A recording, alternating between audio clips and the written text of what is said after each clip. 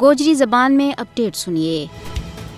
بھارت ایک پاس ہے دنیا کی سب تو بڑی جمہوریت اور سیکولر ریاست کو ڈنڈورو پیٹ رہا ہے، لیکن دوجے پاس ہے اس نے جڑا سیاہ کارنامہ سر انجام دیتا ہے ان کو پڑھ دو فاش ہو تو جا رہا ہے۔ انسانی حقوق کی عالمی تنظیم ایمنسٹی انٹرنیشنل نے اپنی ایک سنسنی خیز رپورٹ جاری کی ہے جس میں کہا گیا ہے کہ نریندر مودی کی زیر قیادت بھارتی حکومت نے 5 اگست 2019 میں بھارت کا غیر قانونی زیر قبضہ جموں کشمیر کی خصوصی حیثیت کی منسوخی تو بعد گزشتہ 13 سالوں کے دوران علاقہ میں انسانی حقوق کی پامالیاں کی انتہا کر دیتی ہے۔ ایمنسٹی انٹرنیشنل کی طرف جاری کردہ تازہ ترین رپورٹ میں کھل کے اس گل کو اظہار کیا گیا ہے کہ مقبوضہ کشمیر میں عام لوگ تے ایک پاس ہے، صحافیاں، وکلاء اور انسانی حقوق کا محافظانہ بھی بڑا پیمانہ پر سخت اور جابرانہ اقدامات کو سامنے ہے۔ رپورٹ میں کہا گیا ہے کہ 5 اگست 2019 تو بعد کاٹ 27 صحافیاں ناکردہ جرائم کی پاداش میں گرفتار کیا گیا ہے، جن میں فہد شاہ، آصف سلطان اور سجاد گل سمیت کئی نے عدالت کی طرفوں رہائی کا حکم تو بعد دوبارہ گرفتار کر کے ان پر غیر قانونی سرگرمیاں کا کالا قانون UAPA کے تحت مقدمات